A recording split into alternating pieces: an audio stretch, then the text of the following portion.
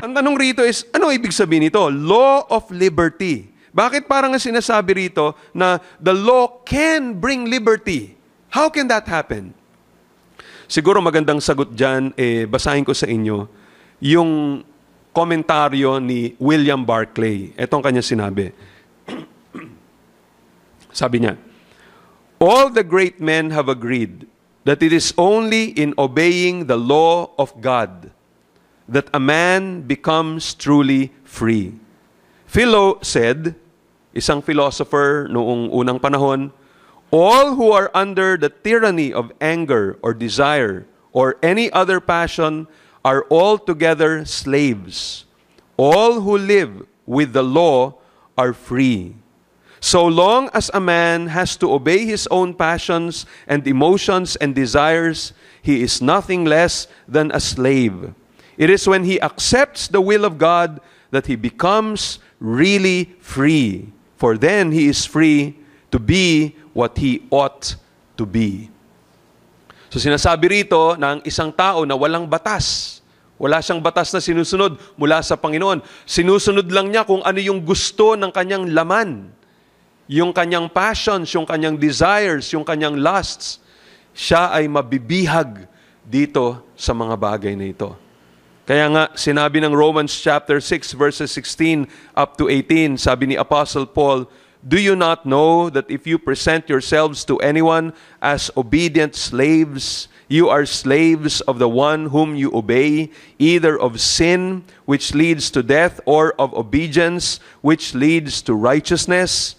But thanks be to God that you who were once slaves of sin have become obedient from the heart to the standard of teaching to which you were committed, and having been set free from sin, have become slaves of righteousness. So anong nagawa ng salita ng Panginoon? Ang nagawa ng salita ng Panginoon, pinalaya ang mga tao mula sa pagkabihag sa kasalanan. And in addition to that, ang patuloy na pagsunod sa salita ng Panginoon Diyos ay magdadala ng tunay na kalayaan. Sabi nga ng Panginoon sa John chapter 8 verses 31 and 32, sabi ni Jesus dun sa mga Hudyo na nanampalataya sa Kanya, if you abide in my word, you are truly my disciples, and you will know the truth, and the truth will set you free. Ang salita ng Panginoon Diyos ang magbibigay ng tunay na kalayaan sa atin. No? Pagka walang salita ng Diyos, puro lang pakiramdam mo, it's going to enslave you. Mabibihag ka sa iyong emotions, sa iyong passions, sa iyong lust. Now again, balik tayo doon. Sabi ni James, look intently. As I mentioned a while ago, pag sinabing look intently dito, in the Greek, it includes the idea of stooping down, bending forward in order to look at something more closely. And so, ano pinapakita nito? Pag sinabing may stooping down, so it implies humbling of oneself. Nagpapakita ng humility. Humbling of oneself. Being prepared. So pwede nating sabihin, it includes being prepared to see or to hear even the worst about yourself, and not being offended by what will be revealed by the Word of God. So yun ibig sabihin, when you look intently, hindi lamang hinahanap mo ng mabuti, ano ba ang sinasabi ng salita ng Panginoon Diyos. Gusto mong maintindihan. Hindi ka contented sa isang verse lamang. Hindi ka contented na binasa mo ng mabilis. Gusto mong suriin ng mabuti, gusto mong aralin, gusto mong makita, malaman ano ba talaga ang sinasabi rito ng salita ng Panginoon Diyos para sa akin. But in addition to that, it includes humility of heart. You are willing to say, Lord, kung ipapakita ng salita ng Panginoon Diyos ang pinakamasama patungkol sa akin, so be it, O God. So, paano mo gagawin itong looking intently at yourself in the Word of God? So, parang sinasabi mo rito, when you come here, for example, you are prepared to hear even the worst about yourself. And you are saying, I am not going to be offended by what I hear. Para sa kanya, hindi siya uma-attend ng isang service tulad ng ganito just to exercise, as an exercise of curiosity. Yung bang interesado, gusto ko umattend doon, gusto ko malaman, ano na ba ang turo doon? Bakit ba ang daming uma-attend doon? Bakit kaya interesado yung mga taong pumunta doon? So, he's just curious. Hindi ganon. He looks intimately at the revelation of his sinful ugliness. No, kahit na ang pangit nung kanyang character, sinasabi niya, Panginoon, pupunta ako, pakita mo sa akin, ano yung kapangitan ko sa aking puso. And he sees all that is wrong in his life, all that is unpleasing to God, and he wants to get rid of it. Yun ang kanyang attitude. That's the kind of character na gustong ipakita rito ni James. Na ikaw ay a-attend sa isang pagtitipong tulad ng ganito, gusto mong makita ang tungkol sa iyong sarili. Sinasabi mo, Lord, ipakita mo po sa akin kung ano nais nyo. Your attitude when you come to the hearing of God's Word is very important. Napaka-importante itong attitude na ito. If a passage is being opened up by one of His servants, diba, tulad ng ginagawa ko ngayon, no? Binubuksan ko sa inyo ang salita ng Panginoong Diyos, and you feel that your conscience is being touched or is being referred to, or maybe a particular sin is being addressed in your life, then what you need to do is to listen thoughtfully and carefully. Pakinggan nyo ng mabuti yun. Huwag isasaradong isipan. Maging bukas doon. Sabihin, Lord, ano ang tinuturo mo sa akin? Ano gusto mong mabago sa aking buhay? Bantayan ninyo ang inyong sarili from wandering thoughts. Watch out for drowsiness. Now, pag nakikinig, yun ang kasama rin dito sa looking intently. Yun, di ba, minsan kasi, ganun, inaantok ka. Now, of course, there are some situations wherein talagang, I remember many years ago, nung ako ay nagtatrabaho sa UST Computer Center, ang trabaho ko noon, graveyard shift ako, so panggabi. Kaya buong gabi, trabaho, umaga, natutulog. So araw-araw ganon. Minsan ganon na araw ng yung the next day, lalo na pag umaga, meron nun sa television na mga programang Christian na gustong-gusto kong panoorin. Pero pilit na pilit ako, antok na hirap na akong makapanood. Kasi syempre, buong gabi, ikaw ay nanood, ikaw ay nagtrabaho.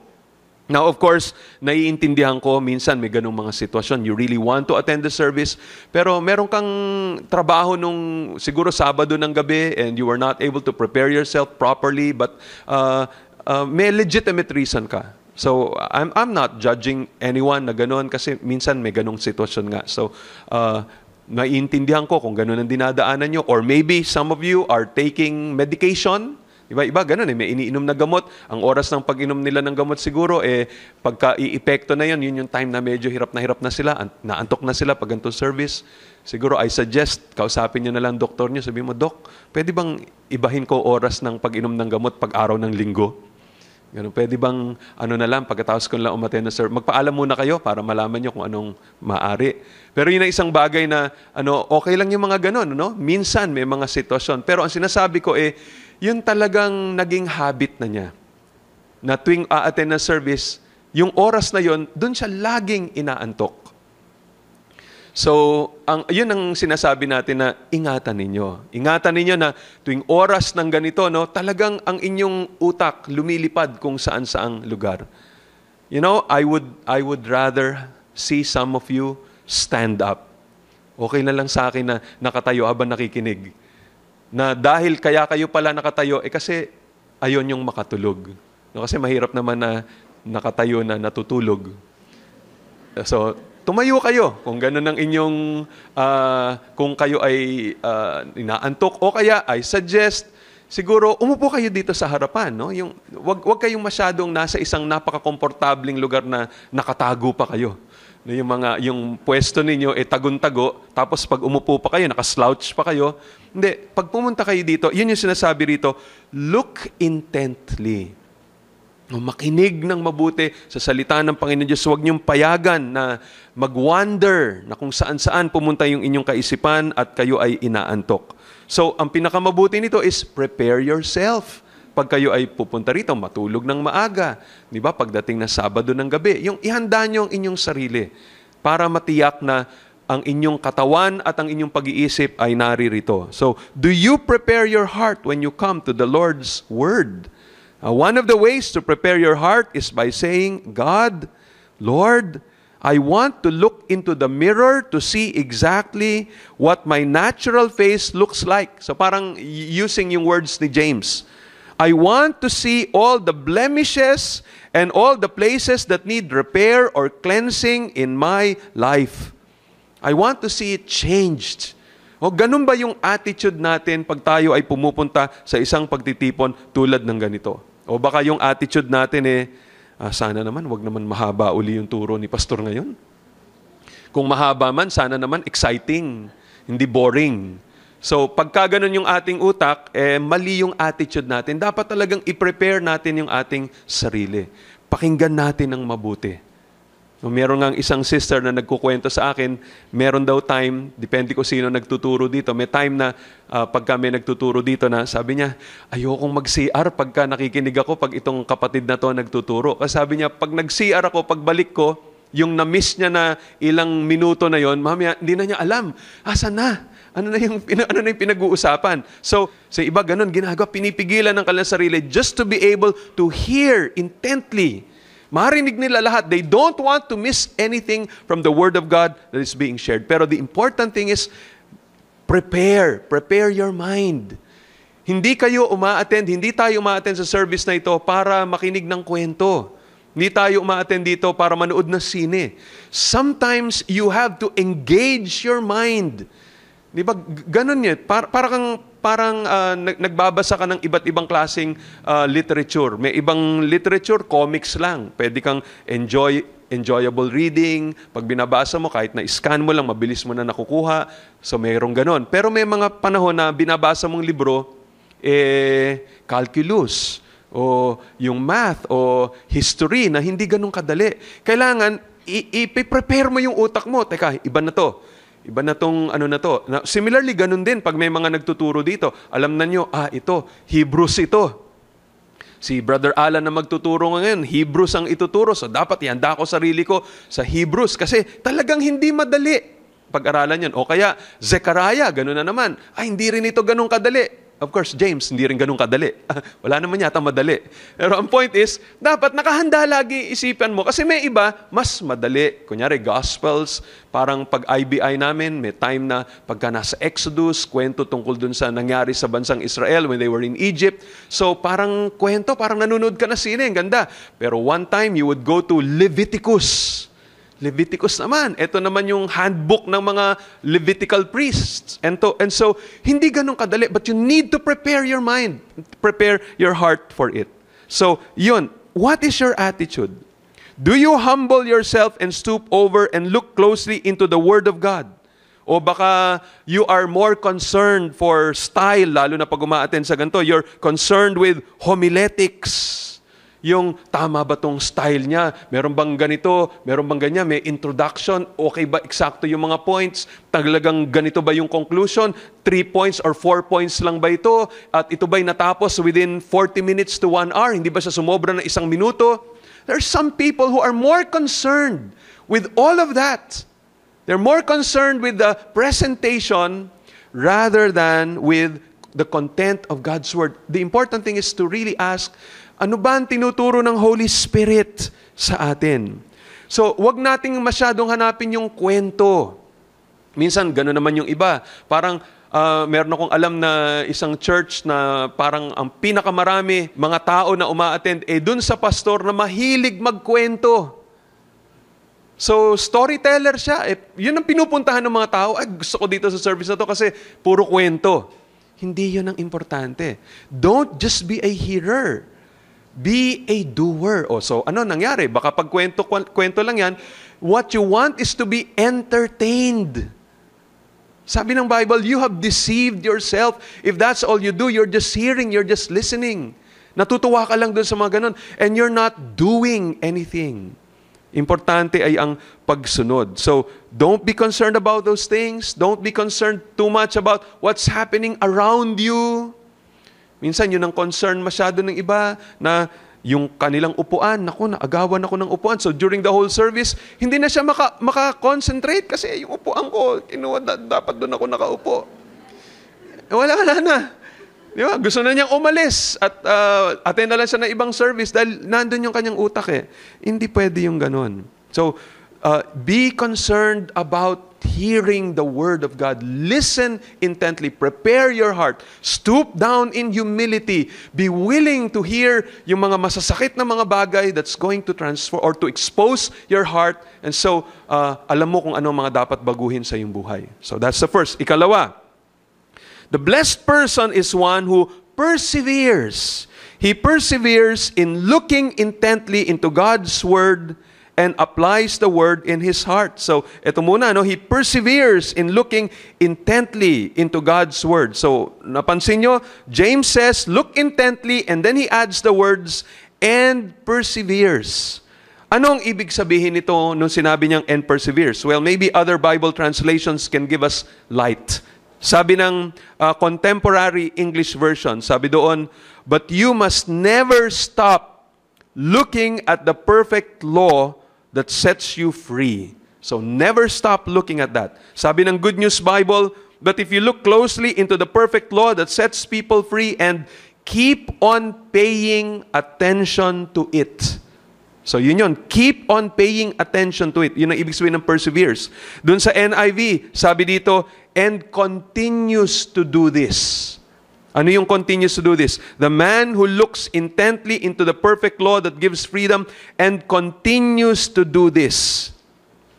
Continues to do this. Parang ang gusto ipakita rito is, pag tayo ay umaattend, tayo nagbabasa ng salita ng Diyos o tayo umaattend ng service na katulad ng ganito, dapat, ang ating concern, hindi yung immediate o yung quick fix or immediate solution sa ating problema. Na kunyari, attend ako doon kasi ang series daw ni pastor ngayon doon, paano magpalaki ng anak ng tama in a biblical way. So, attend ka lang doon. O kaya, yung series daw ngayon, paano maka-experience ng contentment sa buhay. So, doon ka lang nakatutok.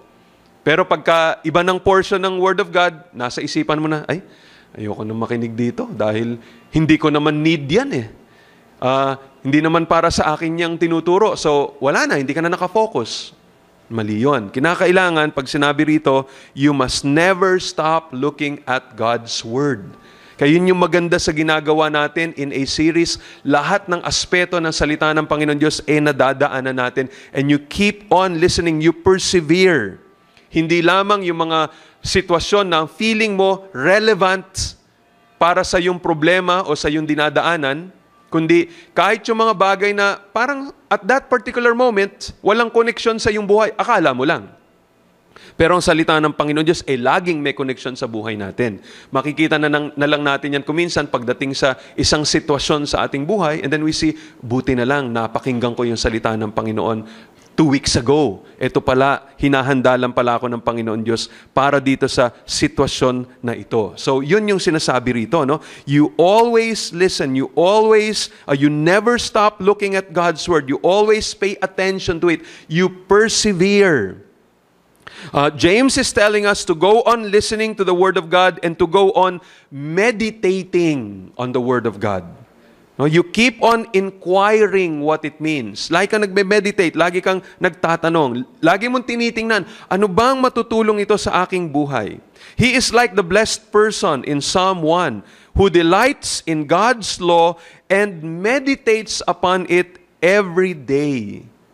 No? Every day nagme-meditate. Sabi nga ng Psalm 1 verse 2, his delight is in the law of the Lord, and on his law he meditates day and night. Maybe, kasama doon, pag uwi mo ng bahay, tulad dito, pag attend mo rito, you take the passage na tinuro ko, and then before you go to sleep, you read it again. And then every day throughout the week, bago yung sumunod na linggo, maybe you go over it again and again, and you cry out to God, and you say, God, change my life.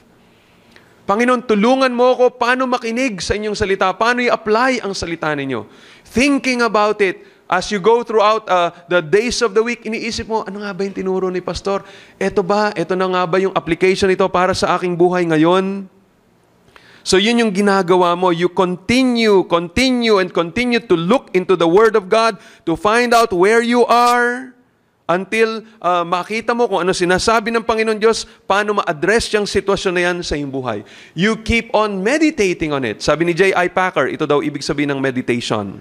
Meditation is the activity of calling to mind, thinking over and dwelling on and applying to oneself the various things that one knows about the works and ways and purposes and promises of God as a means of communion with God. So, activity yun ng iyong pag-iisip. Lagi mong iniisip, paano ba ito mag-a-apply sa akin? Pero sa pag-iisip mo na yun, paano ba mag-a-apply ito? Itong rebuke na ito, itong correction na ito, itong promise na ito ng Panginoon para sa aking buhay. The more you think about it and apply yung mga commands or rebukes or corrections or promises in your life, you are communing with God. Nakikipag-usap ka sa Panginoon. Yun ang meditation. Its purpose is to clear, sabi ni J.I. Packer, one's mental and spiritual vision of God and to let His truth make its full and proper impact on one's mind and heart. It is often a matter of arguing with oneself, reasoning oneself out of the moods of doubt and unbelief into a clear apprehension of God's power and grace. O kasama yun sa meditation. Yung bang minsan ganun, nag-struggle ka, meron kang dinadaanan sa iyong buhay. Parang mahirap paniwalaan yung seek first God's kingdom and His righteousness and all of these things shall be added unto you. Kasi meron kang dinadaanan problema. Financially, may problema ka. And so, you're wondering, Lord, paano ba to? And then pagbukas mo ng Matthew 6, nabasa mo yun. So, you struggle now. Kailangan mo i-clear yung isipan mula sa mga doubts na yon.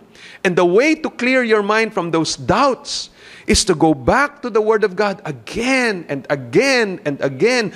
Basahin mo yung buong Matthew 6. Basahin mo yung konteksto nun.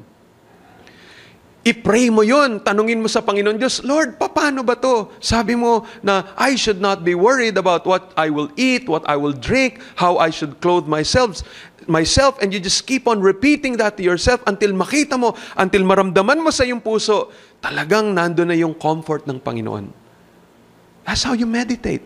You argue, Lord, paano to? Lord, paano yung ganyan? You talk to God about it. Until mamaya, maklear yung fears mo, maklear yung kaguluhan sa yung isipan o doubts sa yung isipan. And then, ang magiging effect nun as you meditate, you will be humbled by the Lord's greatness and glory. You begin to see your littleness, your sinfulness, and you are encouraged and you are reassured as you contemplate on the unsearchable riches of God's mercy displayed in the Lord Jesus Christ. Yan ang sabi ni J.I. Packer. No? Kasi, yun habang binabasa mo, nakikita mo ang iyong sarili, ang kahinaan mo, ang mga pagdududa mo, pero at the same time, nakikita mo ang kalwalhatian at glory ng Panginoon in the Lord Jesus Christ. And so, now that doesn't happen by a quick look. Hindi mangyari yun. There must be that persevering look, matagal na pagtingin, matagal na pagbabasa ng salita ng Diyos, araw-araw na pagbabasa ng salita ng Panginoon Diyos. Kaya hindi pwede yung once a week ka lang nagbabasa, once a month ka nagbabasa ng salita ng Panginoon. No, you have to do it every day. Persevere.